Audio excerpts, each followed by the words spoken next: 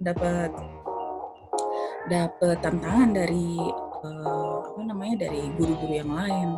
Ya saya disindir di Facebook, itu yang bikin saya down ya. Tadinya saya mau cuek, terus ternyata sering disindir. Akhirnya saya akhirnya saya tumbang juga gitu. Saya jadinya ketika depresi itu, ketika mau berangkat kerja saya teriak-teriak gitu. Saya nggak mau kerja, cuma sakit dikit, cuma pusing dikit bolos, pokoknya izin.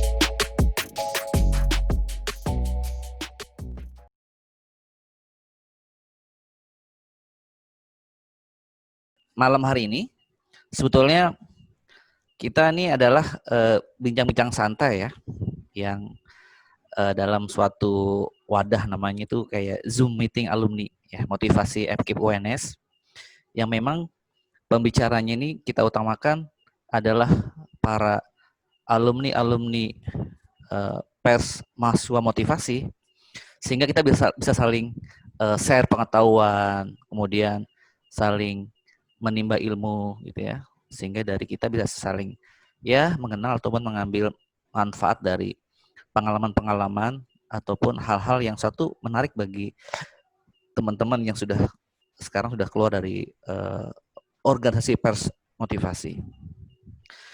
Mudah-mudahan acara ini akan terus berlangsung ya ke depannya, dan nanti kita panitia mudah-mudahan bisa mengundang kawan-kawan kita yang lain yang mungkin punya pengalaman lebih baik ataupun materi-materi yang lebih baik, sehingga terjadinya share pengetahuan.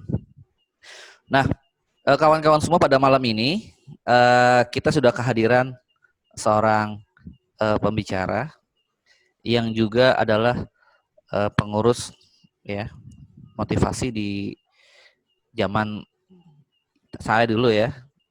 Beliau ini nama adalah Mbak Siti Amalia. Beliau ini adalah angkatan 97 FKIP Matematika ya Mbak Lia ya, betul ya. Ya. Dan beliau ini sebetulnya termasuk menurut saya itu luar biasa ya, karena pengalaman-pengalamannya yang sangat-sangat brilian, kemudian sangat-sangat luar biasa dalam pengajaran, kemudian masalah-masalah ya, sehingga sepertinya cocok ya pengalaman beliau ini kita angkat ya menjadi tema pertama ya. Jadi ini tema perdana Zoom meeting alumni motivasi FKIP UNS.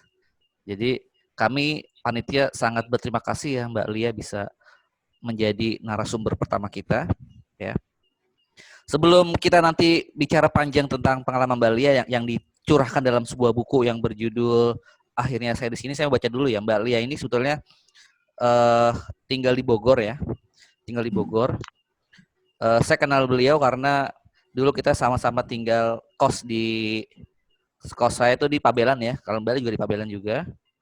Kemudian setelah lulus, beliau ini mengajar di SMP SMA 4 Mbak ya. Ya. Enggak, di SMP 7 dulu. Oh ya, 17 dulu ya. Kemudian beliau ini juga akhirnya sudah diangkat jadi PNS dan menjadi salah satu guru prestasi ya tingkat Kota Bogor tahun 2017, kemudian dapat beasiswa ke Australia tahun 2013, juara 1 Olimpiade Sains Nasional dan sebagainya. Jadi luar biasa banget ya. Untuk pengalaman menulisnya luar biasa ya Mbak Lia ini. Ternyata dia ini sudah menulis ada 10 buah buku ya yang sudah beliau tulis, dan beberapa puluh jurnal yang sudah beliau buat. Sehingga sepertinya beliau ini cukuplah untuk kita jadikan pengalamannya sebagai tambahan share ilmu bagi kita. Baik, Mbak Lia ini membuat sebuah buku ya, judulnya adalah Akhirnya Saya di Sini, dan ini sebetulnya adalah sebuah buku yang menjadi sebuah karya yang luar biasa. Kalau saya udah baca ya, dalam apa tuh pengalaman tersebut memang sangat saya lihat tuh luar biasa banget. Makanya Mbak Lia saya minta untuk setidaknya kita saling itu ya, saling share bagaimana bisa sampai sana dan kira-kira apa sih tujuan ya untuk menulis buku itu. Baik, waktu dan tempat kita gitu ya, kayak dialog ya. Oke, kayak dialog aja, kayak baik. Ngobrol-ngobrol. Oke Mbak Lia, coba dong bisa diceritakan dikit ya awal kenapa Mbak Lia terinspirasi ya dengan buku yang Mbak Lia yang judulnya Akhir Saya di Sini. Oh nggak Mbak? Iya, Assalamualaikum warahmatullahi wabarakatuh. Waalaikumsalam. Terima kasih atas undangannya dan bisa bertemu dengan bapak-bapak dan ibu-ibu sekalian. Di sini saya menulis buku Akhirnya Saya di Sini itu terinspirasi dari pengalaman hidup saya. Itu secuplik pengalaman hidup saya yang menurut saya adalah bisa menginspirasi orang lain. Karena waktu itu saya sempat depresi dan saya berusaha bangkit dan akhirnya saya bisa sembuh gitu, seperti itu. Dan itu kejadiannya di tahun 2014-2015 selama setahun dan saya bisa berusaha untuk menyembuhkan diri saya sendiri dan akhirnya mencoba meraih prestasi-prestasi dan mencoba mengejar ketinggalan saya dan akhirnya saya menjadi seperti yang sekarang ini gitu. Awalnya sih saya menulis buku itu karena ada tantangan menulis 100 penulis di tahun 2020. Saya udah pernah mendapatkannya tahun 2017, yaitu mendapat penghargaan 100 penulis Jawa Barat. Kemudian tahun 2017 itu saya ngambil S2. Oh ya, saya sama Bang Fajar juga sempat kita S2 di UNJ ya. Dari UNS, terus itu udah lama nggak ketemu, tiba-tiba ketemu lagi di UNJ gitu. Terus udah gitu, saya di UNJ tidak selesai, kemudian saya lanjut lagi tahun 2017. Nah, tahun 2017 sampai tahun 2020 saya lulus, saya sempat vakum nggak nulis buku, paling ngambil buku antologi itu pun sangat jarang, saya lebih ke artikel sama jurnal, hasil tugas-tugas kuliah. Kemudian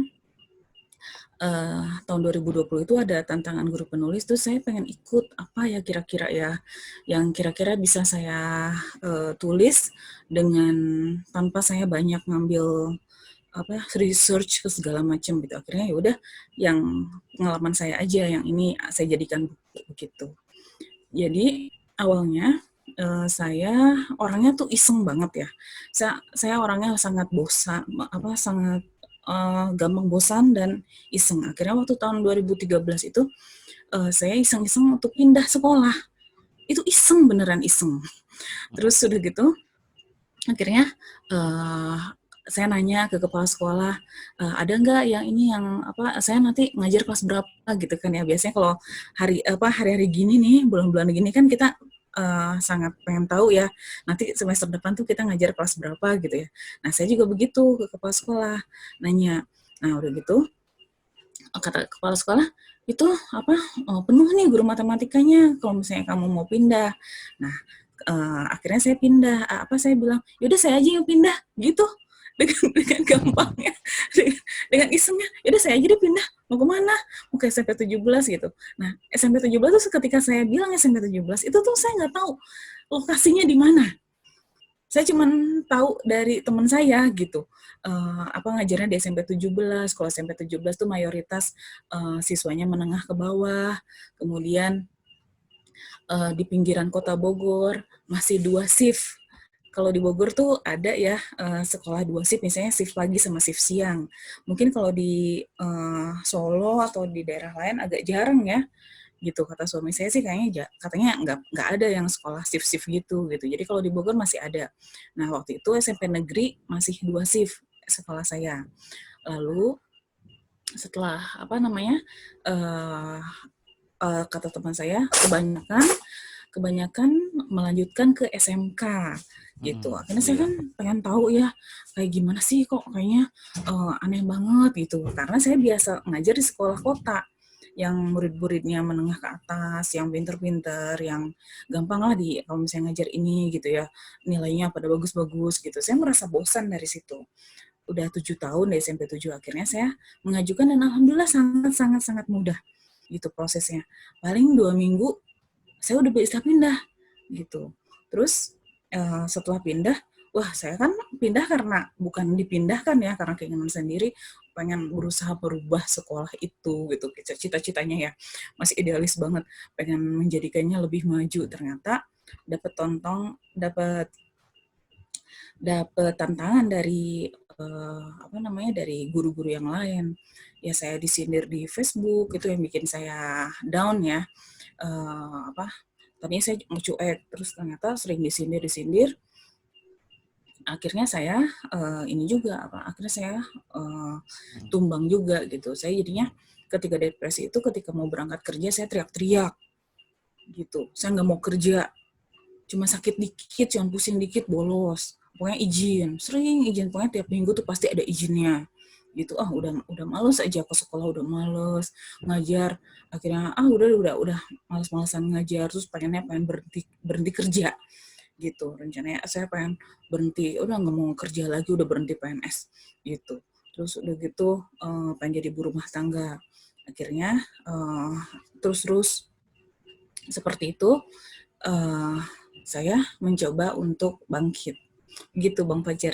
Iya, sebetulnya memang apa sih yang membuat menjadi biasanya kan kalau guru-guru itu kan selalu ingin mencari sesuatu yang lebih nyaman ya, stabil. Misalnya saya ngajar di tempat, udah nih bagus nih, kepala sekolahnya oke, gajinya juga ya lumayan dan sebagainya. Tapi bagi Mbak Lia itu justru itu hal yang nggak menantang gitu ya. Jadi ada Iya. ada suatu, kalau biasanya jiwa-jiwa rebel gitu ya, jiwa pemberontakan gitu ya. Iya. Itu kenapa itu? Nggak pengen di zona nyaman gitu ya? Enggak, saya karena kan orangnya bosenan ya dari dulu ya. Terus udah gitu ngajar 7 tahun di SMP 7 pakai metode ini. Saya udah untuk untuk meminimalisir kebosanan tuh saya pakai metode ini. Oh iya, berhasil, nilainya bagus-bagus. Terus pakai metode itu, berhasil juga. Lama-lama kan kayaknya bosen ya gitu-gitu melulu gitu. Iya, betul. Terus di pusat kota itu. Tapi justru ya ketika dalam suasana yang mungkin menantang, justru itu ada suatu niatan ingin itu ya, melakukan perubahan ya di sekolah tersebut. Iya, memang pas saya ke sana memang saya mungkin waktu dulu saya belum mengenali diri saya. Kalau saya tuh senang ngatur-ngatur. Senang misalnya kalau ada yang tidak terorganisir gitu, saya pengen make it simple. Terus udah gitu pengen gimana caranya biar mudah. Terus udah gitu gimana caranya biar gampang untuk semuanya, seperti itu. Nah, Dan masuk di ternyata SMP 7. kemudian ketika pindah itu kan di buku itu kan di Mbak Lia kan tulis katanya ternyata tidak sesuai dengan kenyataan ya. Ternyata sekolah yang Mbak Lia pindah itu ternyata kepala sekolahnya itu terjadi hal yang nggak dimungkinkan gitu ya.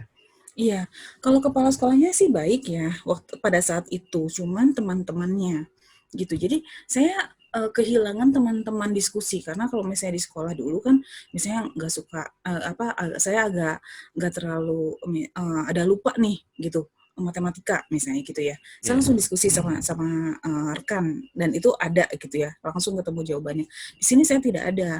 Ketika pengen diskusi tentang perubahan sekolah misalnya, kok ini pelajaran tambahan banyak siswa yang banyak kabur-kabur, terus udah gitu misalnya 9A sampai 9D, misalnya ada 8 kelas ya, 9A sampai 9D Senin sama Rabu, udah gitu 9E sampai H Selasa dan Kamis. Nah itu Senin sama Rabu itu 2 pelajaran, terus udah gitu Selasa Kamis juga 2 pelajaran.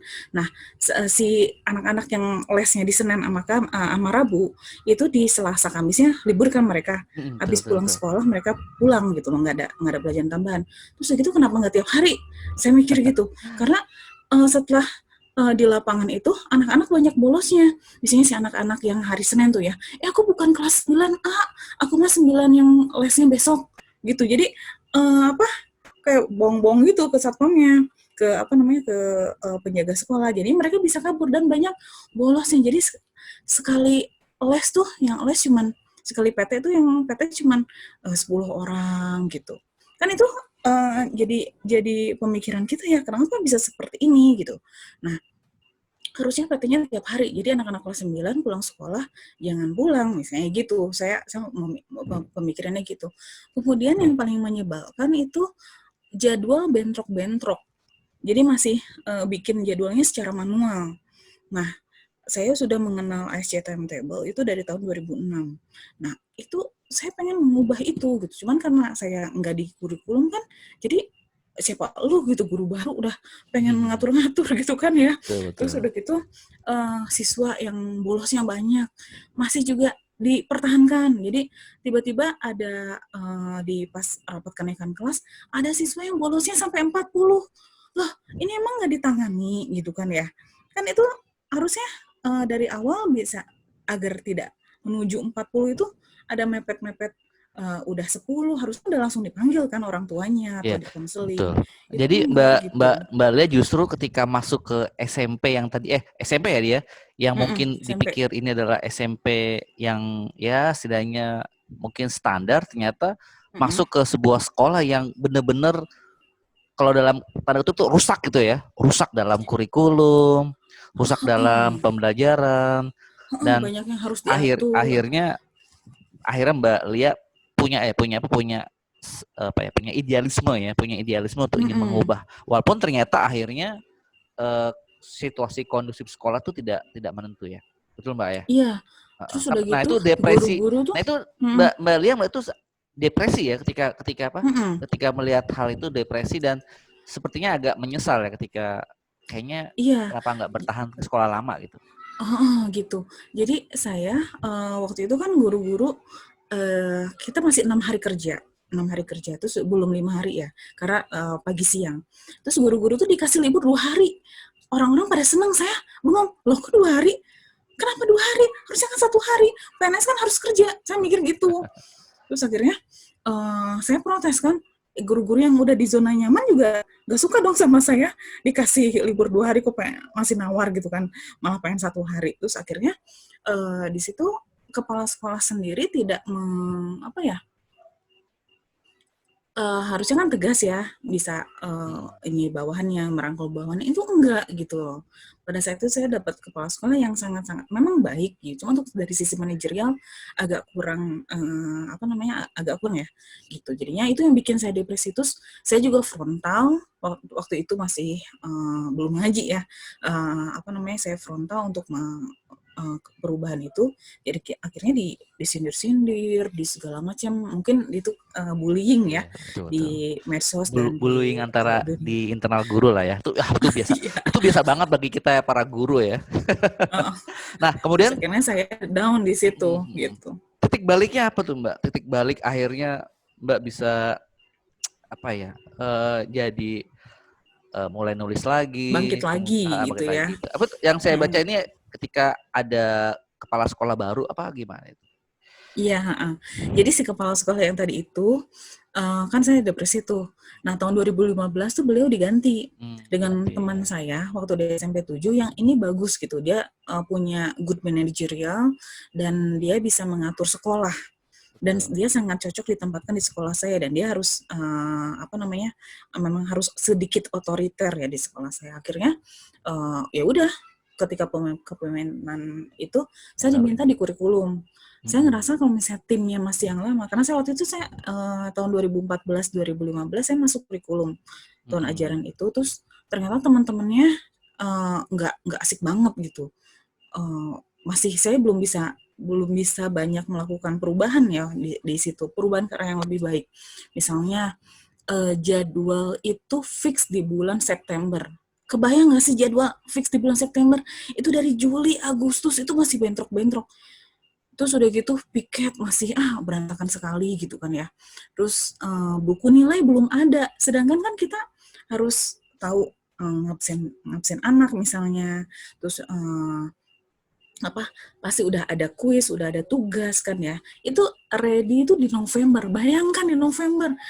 Saya udah rasanya udah gimana gitu kan. Akhirnya saya itu benar titik puncak saya depresi di tahun ajaran 2014-2015. Nah, ketika tahun 2015 kepala sekolahnya diganti itu yang bagus banget dan itu saya diminta di kurikulum lagi. Saya bilang saya nggak mau. Saya kalau misalnya timnya masih itu, saya udahlah saya di BK aja gitu awal awal tujuannya ke BK tuh biar anak-anak yang bolos itu bisa saya tangani gitu kan. Jadi nggak terlalu banyak banget bolosnya. Karena memang yang bolos di atas 20 hari per tahun itu sangat-sangat banyak.